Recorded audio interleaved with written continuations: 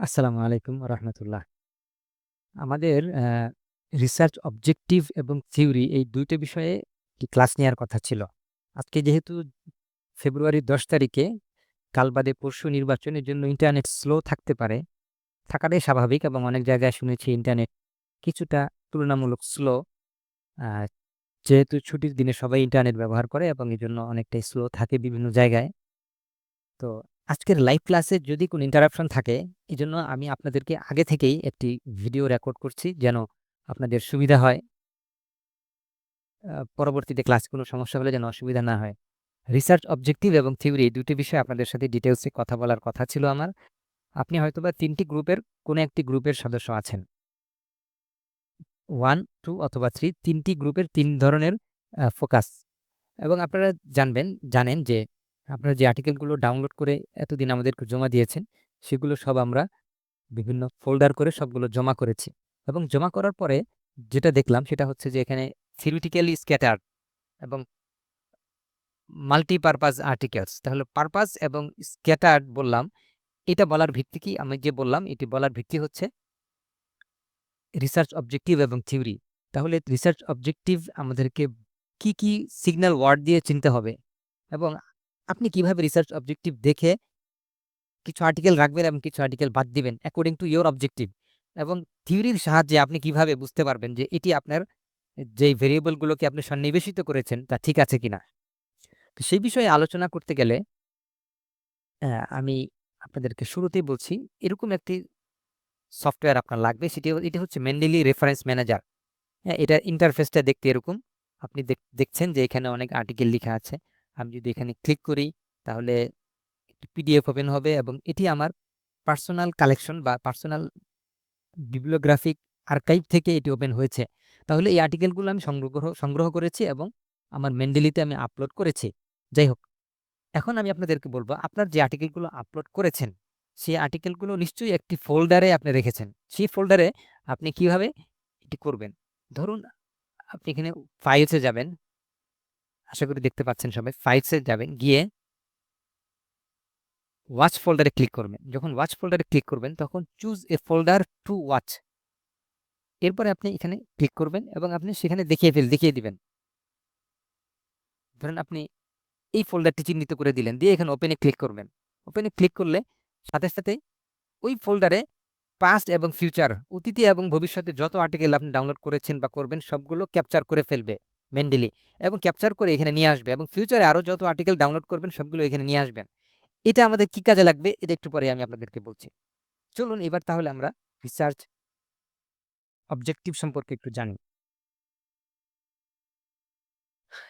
আপনারা যারা article download করেছেন তারা আপনারা ইতিমধ্যেই অনেক রকম অনেক রকম অনেক রকম আর্টিকেল আপনারা পেয়েছেন।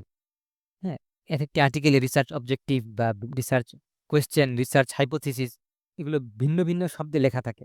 বিষয়টা এরকম না যে সবগুলো আর্টিকেলে যেকোনো আর্টিকেলে ক্লিয়ারলি লেখা থাকে, বিষয়টা কিন্তু এরকম না। আপনাকে খুঁজে নিতে হবে। তবে কি, কি কমন ওয়ার্ডস আছে যে ওয়ার্ডস গুলো দেখে আপনি বুঝতে পারবেন যে এই বাক্যটি রিসার্চ অবজেক্টিভ।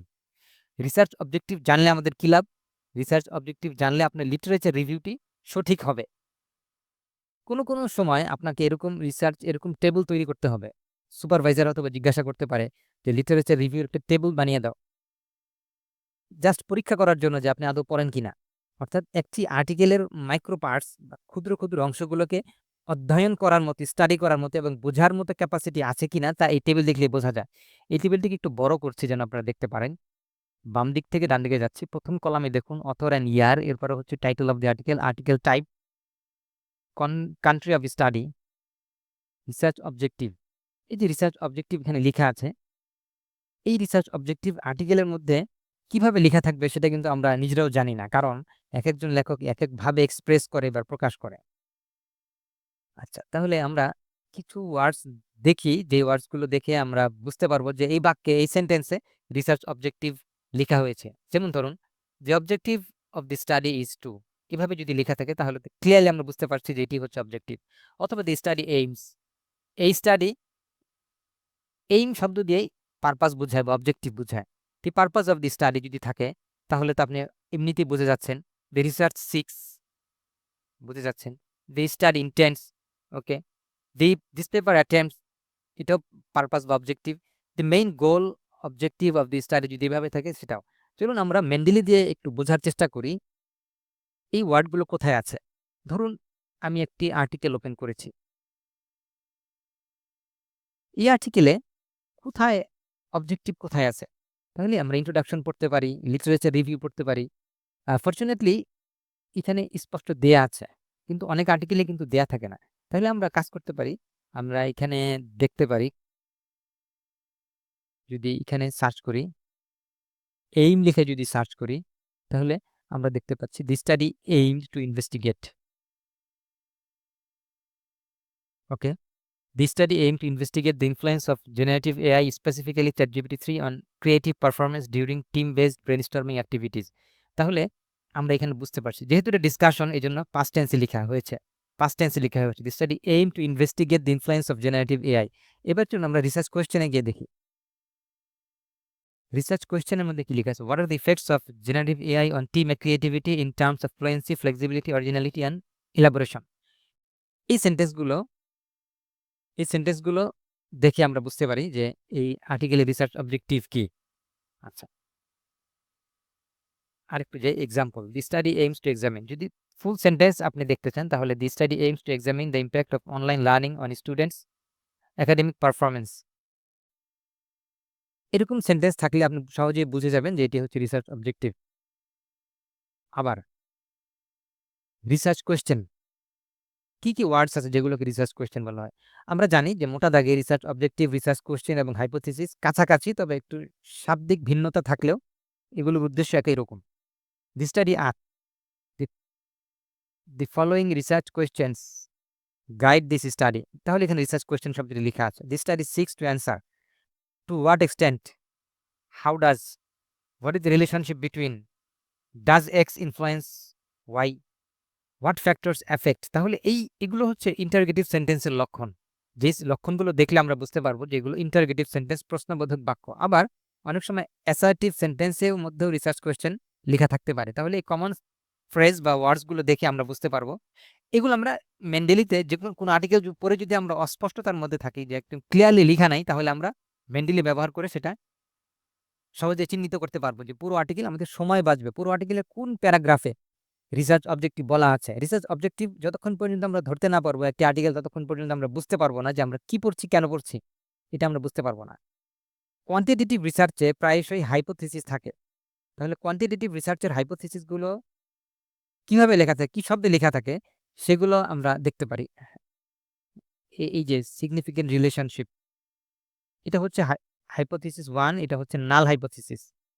আচ্ছা, যাই হোক, সংক্ষেপে যদি অ্যাট এ গ্ল্যান্স বলতে হয় তাহলে হচ্ছে research objective, research question, hypothesis, এই তিনটি আপনারা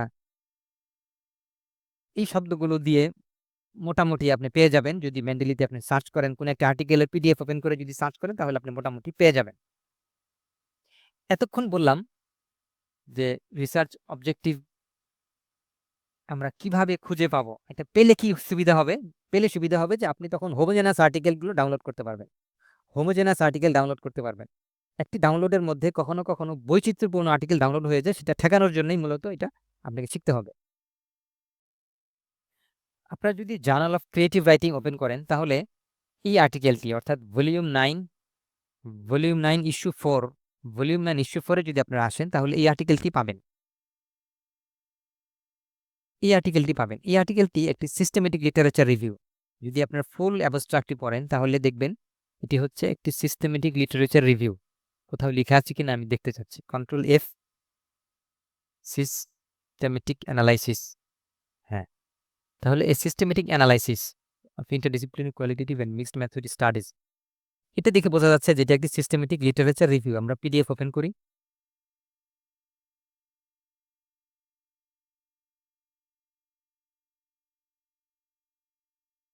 আর্টিকেলের পিডিএফটি আমরা ওপেন করলাম এবং এটি একটি systematic literature review. The purpose of this systematic review is to synthesize existing empirical and theoretical literature. তাহলে আপনি 20-30টি আর্টিকেল পড়ে যেই সামারি বের করবেন, এই সামারি ইতিমধ্যেই বের করে কেউ রিসার্চ করে ফেলছে। তাহলে আপনি যে সামারি লিখবেন সেই সামারি যদি কেউ প্রকাশিত করে থাকে তাহলে তো আপনার জন্য প্লাস পয়েন্ট এবং অ্যাডভান্টেজ, আপনি কম পরিশ্রমে সেই আর্টিকেলগুলো পেয়ে যাচ্ছেন। এই জাতীয় আর্টিকেল বেশি, বেশি খুঁজবেন এবং বেশি, বেশি পড়বেন। তো এটা যে সিস্টেমেটিক লিটারেচার রিভিউ, তিনি কি করেছেন? তিনি যেটা করেছেন তিনি হচ্ছেন অনেকগুলো পেপার স্ক্রিনিং করেছেন। অর্থাৎ তিনি নিজে পেপার ডাউনলোড করেছেন এবং স্ক্রিনিং করেছেন। তার মধ্যে ১৪৯ টি পেপার তিনি পড়েছেন। পড়ে আরো একটু ন্যারো করে হয়তোবা ৫০ টি পেপার এখানে সামারি করা আছে। তাহলে ৫০ টি রিসার্চ আর্টিকেল সামারি করে একটি আর্টিকেলে নিয়ে আসা হয়েছে এবং রেজাল্টের মধ্যে দেখেন স্টাডি যে কলামগুলো তৈরি করা আছে। আমি আপনাকে শুরুতেই বলে একটি পেপার টেবিল দেখিয়েছিলাম এবং বলেছিলাম যে সুপারভাইজার কখনো, কখনো এরকম টেবিল আপনাকে তৈরি করতে বলবে। তো তৈরি করতে কেন বলবে? সেটি হচ্ছে আপনি চাইলে শুধু লিটারেচার রিভিউ দিয়েই একটি আর্টিকেল লিখতে পারেন, যদিও এটি অনেক কঠিন এবং ল্যাঙ্গুয়েজের দিক থেকে সেটিকে উপস্থাপন করাটা অনেক কঠিন। এবং দেখেন এখানে বাম পাশের কলাম স্টাডি, তারপরে হচ্ছে psychological challenge types, identity negotiation strategies, তাহলে একটা আর্টিকেলের অনেক ডিপে স্টাডি না করলে কিন্তু এইভাবে কলাম তৈরি করা যায় না। হ্যাঁ, এই সিস্টেমেটিক লিটারেচার রিভিউ যদি আপনারা কখনো করতে চান তাহলে আপনাকে সিস্টেমেটিক লিটারেচার রিভিউ পড়তে হবে এবং ডাটাবেজে যদি আপনি সরাসরি আপনার কাঙ্ক্ষিত ভেরিয়েবল দিয়ে, টার্গেট ভেরিয়েবল দিয়ে সিস্টেমেটিক লিটারেচার রিভিউ অন লিখে যদি আপনি সার্চ করেন তবুও আপনি অনেক পাবেন। এবং সিস্টেমেটিক লিটারেচার রিভিউর উপরে একটি ভিডিও আছে, সেই ভিডিওটা আপনি চাইলে দেখতে পারেন।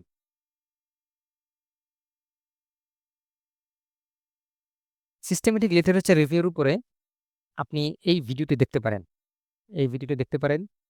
১৩ নম্বর ক্লাস ছিল systematic literature review on SLR অথবা SLR search strategy in online database.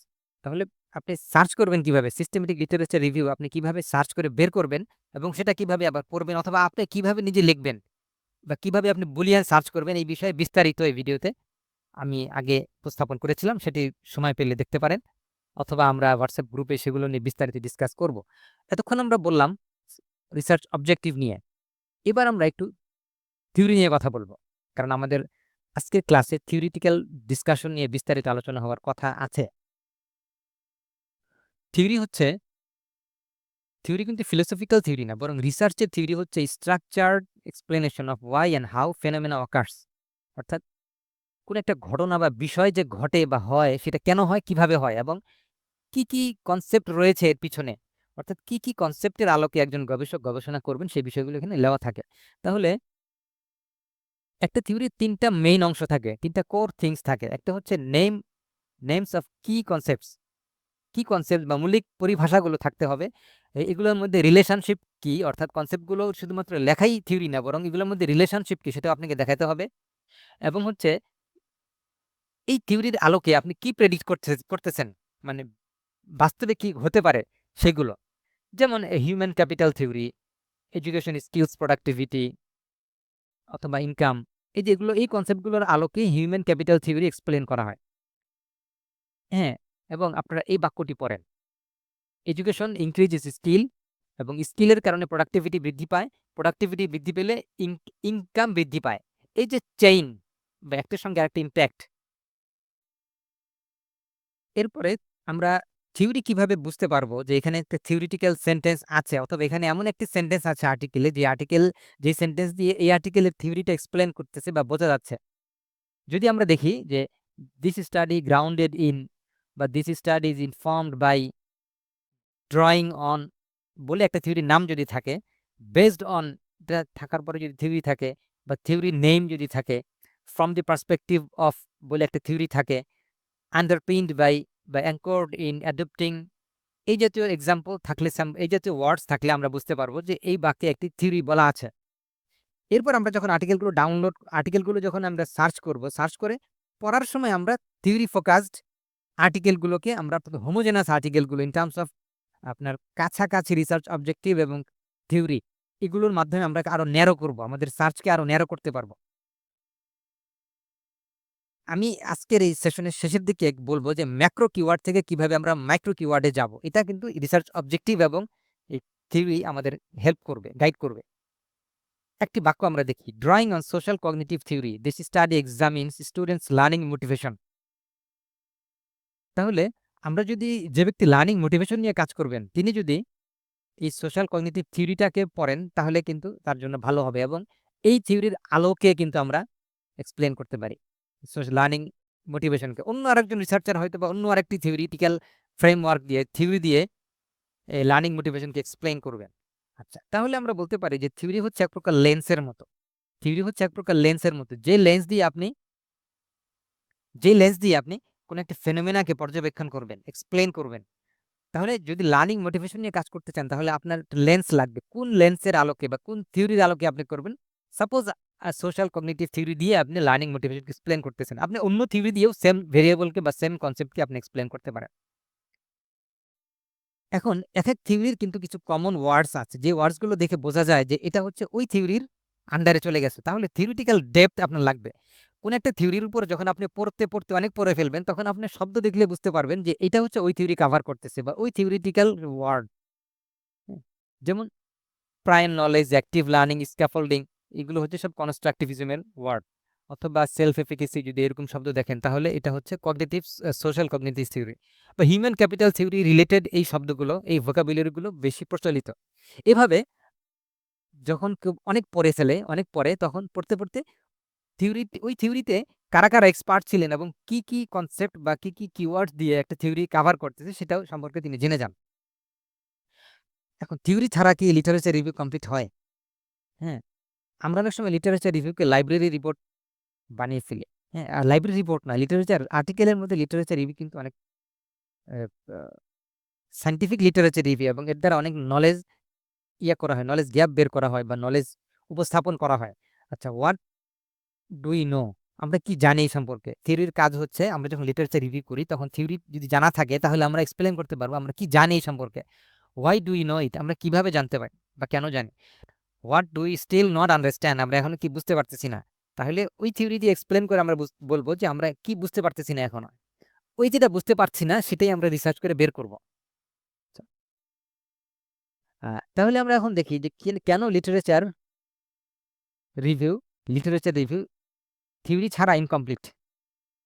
তাহলে থিওরি আমাদেরকে লজিক দেয়, জাস্ট ইনফরমেশন না শুধু, বরং আমাদেরকে লজিক্যালি উপস্থাপন করে কোনো একটা ইনফরমেশন। আচ্ছা, যদি থিওরি ছাড়া যদি আমরা লিটারেচার রিভিউ করি তাহলে লিটারেচার রিভিউটা খাপ ছাড়া দেখা যাবে। Study A found X, study B found Y, study C found Z. তাহলে দেখুন, তিনটা স্টাডি তিনটা তথ্য পেয়েছে, এর মধ্যে কোনো চেইন নেই, কোনো রিলেশনশিপ নেই, কোনো হারমোনি নেই। তাহলে এটা ইনকোহেরেন্ট লিটারেচার রিভিউ। তাহলে এটাকে কোহেরেন্স আনার জন্য কি করতে হবে? According to social cognitive theory, X influences Y through self efficacy, which explains why Z varies across context. এরকম একটি বাক্যের মধ্যে দেখুন তিনটে স্টাডি ঠিকই আছে এবং তিনটে স্টাডির মধ্যে একটি কোহারেন্স বা সুসংহতভাবে উপস্থাপন করা হয়েছে, হারমোনি আছে। অন্যদিকে এগুলোর মধ্যে কিন্তু কোনো নেই, সম্পর্ক নাই। Theory turns scattered findings into coherent knowledge. Scattered ফাইন্ডিংসকে একটা কোহারেন্ট নলেজে নিয়ে আসে। থিওরির মাধ্যমে আমরা স্ক্যাটার্ড ইনফরমেশনগুলোকে একটা কোহারেন্ট নলেজে আমরা উপস্থাপন করতে পারি এবং এটি হলো কাজ। আচ্ছা, ২ নম্বর পয়েন্ট, যে কারণে হচ্ছে ২ নম্বর কারণ যে কারণে থিওরিটিক্যাল এক্সপ্লেনেশন ছাড়া লিটারেচার রিভিউ ইনকমপ্লিট, তার দ্বিতীয় কারণটি হচ্ছে আমরা যখন কোনো ভেরিয়েবল চয়ন করি বা সিলেক্ট করি যে এই স্টাডিতে আমি এই ভেরিয়েবল নিয়ে কাজ করব, সেটা জাস্টিফাই করবে কিন্তু থিওরি বলে দিবে যে এই ভেরিয়েবলটা যথার্থ কিনা। Suppose we focus on self efficacy because social cognitive theory just identifies it as a central mechanism. Literature review করার সময় আমরা দেখব যে কোন গবেষক সোশ্যাল কগনিটিভ থিওরি আলোকে চিহ্নিত করেছেন যে এটাই সেন্ট্রাল মেকানিজম, সেই গবেষকের রেফারেন্স আমরা এখানে দিব। সেই গবেষকের রেফারেন্স আমাদেরকে এখানে দিতে হবে। আচ্ছা, তাহলে যদি কোনো থিওরির সাপোর্ট ছাড়া বা থিওরির সাহায্য ছাড়া আমরা অনেকগুলো ভেরিয়েবলকে একত্রিত করি তাহলে এটা আরবিট্রারি হয়ে যাবে। আরবিট্রারি মানে হচ্ছে খামখেয়ালিপনা বা মনে আমার কাছে ভালো লেগেছে তাই আমি এই ভেরিয়েবলগুলো নিয়ে কাজ করছি। অনেকে বলে যে আমি এটা নিয়ে কাজ করতে চাই, কিন্তু কেন চাই তা কিন্তু বুঝতে পারে না। এইজন্য থিওরির সাহায্যে আমরা এই আন্ডারস্ট্যান্ডিং অর্জন করার চেষ্টা করব। ৩ নম্বর রিজন, যেই কারণে থিওরিটিক্যাল এক্সপ্লেনেশন ছাড়া বা থিওরিটিক্যাল আন্ডারস্ট্যান্ডিং ছাড়া আমার লিটারেচার রিভিউ ইনকমপ্লিট, সেই ৩ নম্বর কারণটি হচ্ছে পাস্ট স্টাডিতে কি ইনকনসিস্টেন্সি ছিল সেটা আমাকে এক্সপ্লেন করতে সাহায্য করে। Some studies found positive effect and other find weak or no effect. এই যে এরকম যখন আপনি পড়তে পড়তে পেয়ে যাবেন, তখন হচ্ছে একটা কনফ্লিক্টিং রেজাল্ট তৈরি হবে। যখন কনফ্লিক্টিং রেজাল্ট আপনার দৃষ্টিতে ধরা পড়বে, তখন আপনি একটি গ্যাপ খুঁজে পাবেন এবং সেটা নিয়ে আপনি কাজ করতে পারবেন। This differences may be explained by contextual factors. তখন আপনি বলতে পারবেন যে এই যে ডিফারেন্স, এটা কনটেক্সচুয়াল ফ্যাক্টরস এর কারণে হতে পারে। তখন হচ্ছে আপনি এই করতে পারবেন, এগুলোকে সামারি করতে পারবেন। তো এই হচ্ছে মোটামুটি আজকের উপস্থাপনা, যা দিয়ে আপনারা হচ্ছে রিসার্চ অবজেক্টিভ এবং থিওরি এই ২ টা সম্পর্কে আপনি জানতে পারবেন। তবে অবশ্যই আপনি মেন্ডেলি ইনস্টল করবেন এবং মেন্ডেলি ইনস্টল করে মেন্ডেলি রেফারেন্স ম্যানেজার ইনস্টল করে আপনাদের আপনার যেই ফোল্ডারে, বাসায় যে ফোল্ডারে আপনার ব্যক্তিগত যে কম্পিউটারে ইনস্টল করে ডাউনলোড করেছেন, আর্টিকেলগুলো ডাউনলোড করেছেন, সেটাকে আপনি ওয়াচ ফোল্ডার দিবেন। এটা আমি ভিডিও শুরুতেই বলেছি কিভাবে ওয়াচ ফোল্ডার করবেন, আমি বলে দিয়েছি। তো এই ভিডিওটা ভালোভাবে দেখেন, দেখার পরে আমরা হচ্ছে যদি ইন্টারনেট সাহায্য করে তাহলে আমরা একটা লাইভ ক্লাস নিব। অন্যথায় বা আমরা হচ্ছে নির্বাচনের পরে হয়তো বা আরো বিস্তারিত আমরা ধাপে এগিয়ে যাব। তবে এই লিটারেচার রিভিউতে আপনাদেরকে অনেকটু সময় দিতে হবে। আপনারা অনেকেই একটা বই পড়তে চেয়েছেন। আমি বলব যে অনেকেই আপনার বই পড়তে চেয়েছেন, তবে পড়তে চেয়েছেন হচ্ছে প্রপোজাল রাইটিং এর উপরে। তো প্রপোজাল রাইটিং এর উপরে বই পড়তে হলে আপনার প্রপোজাল কিরকম হবে? অ্যা রির আপনি কি রেপ্লিকেবল স্টাডি করবেন? অর্থাৎ আগের কন্ডাক্টেড স্টাডিগুলোকে আপনি রেপ্লিকেট করবেন নাকি হচ্ছে রেপ্লিকেট করবেন না? তার উপর ভিত্তি করে কিন্তু আপনার এই প্রপোজালগুলো আপনি লিখবেন। তো ঘুরে ফিরে কথা একটাই যে আপনি যদি রিসার্চ অবজেক্টিভ এবং সিস্টেমেটিক রিভিউ করতে না পারেন, আবার থিওরিও না বুঝেন, তাহলে আপনি প্রপোজাল লিখতে পারবেন না এবং সেটা ভালো হবে না। তো আমরা যে পর্যায়ে আছি বা আমাদের এই WhatsApp গ্রুপে আপনাদের যেই পর্যায়ে আপনারা আছেন এখন, আপনারা যদি লিটারেচার রিভিউটা এই বইয়ের ৩ এবং ৪ নম্বর অধ্যায়টা পড়েন, ৩ এবং ৪ নম্বর অধ্যায়টা যদি আপনারা পড়েন, বিশেষ করে আমি আপনাদেরকে বলছি, অ্যা এই যে ৩ নম্বর কিভাবে আপনি করবেন? দেখেন, লুক ফর রিভিউ আর্টিকেলস। তারপরে সুন্দর অনেক কথা বলা আছে এখানে। এরপরে হচ্ছে রিলেভেন্ট টাইটেল। আপনি কিভাবে অর্গানাইজ করবেন এবং টাইটেল গুলোকে সাজাবেন। রিলেভেন্ট লিটারেচার, খুবই সুন্দর। এই ৩ টা বই, বিশেষ করে এই বইটা এবং এই ২ টা বই আপনাদের পড়া উচিত। প্রত্যেকেরই পড়া উচিত এই ২ টা বই। আমরা ডিটেইলস এ পরে ক্লাসে আরো কথা বলব। ধন্যবাদ সবাইকে মনোযোগ দিয়ে শোনার জন্য। আসসালামু আলাইকুম।